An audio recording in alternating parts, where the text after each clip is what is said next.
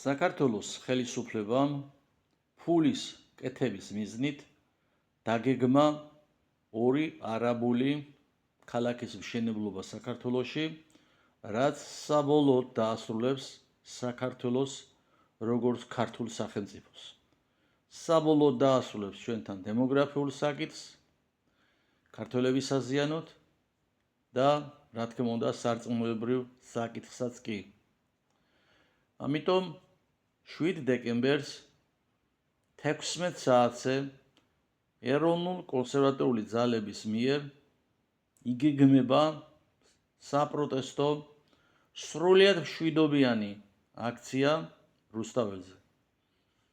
ყოველი ქართველი, ვისვისაც საქართველოს სამშობლოა, ეკლესია კი დედა, ვალდებულია შეუერთდეს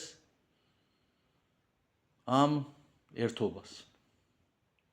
ამასთან ერთად მინდა აღვნიშნო, რომ ჩვენ გვეძლება საშუალება ქართული ოცნების მიერ მართული ეგრეთ წოდებული პროდასავლური, ანუ გეი აქტივისტური პროტესტი, რომელიც დაუსრულებლად მიმდინარეობს რუსთაველზე, ჩავანაცვლოთ ეროვნული კონსერვატიული ძალებით, რაც ნიშნავს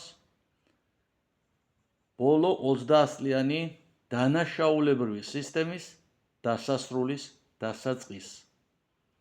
საქართველოს ინტერესები ითხოვს გადავდგათ ეს ნაბიჯი.